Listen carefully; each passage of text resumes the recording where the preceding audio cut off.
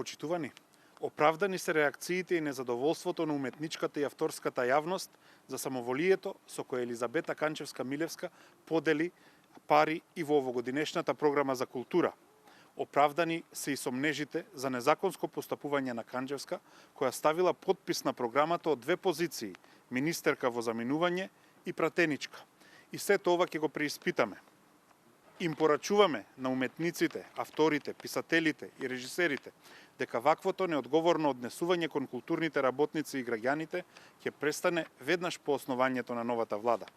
Во првите 100 дена ќе воведеме целосна транспарентност на Министерството и на националните институции. Тоа ќе значи дека ќе го објавиме составот на сите комисии кои одлучуваат за распределувањето на парите во културата, наместо како сега никој да не знае кои се тие луѓе што носат одлуки под очигледни политички притисоци. Ние ќе воведеме гаранции за целосна самостојност во одлучувањето на комисиите. Министерот нема да може да ја менува нивната одлука.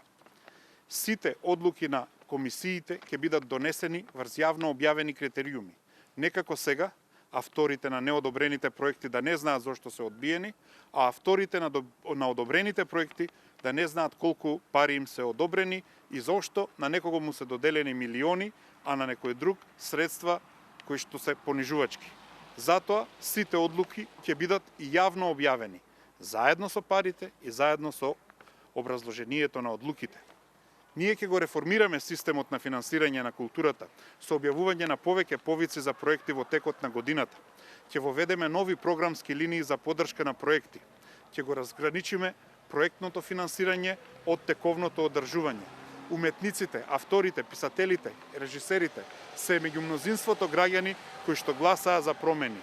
Итно е потребна нова и одговорна влада која што ќе води реални политики базирани на граѓански интерес.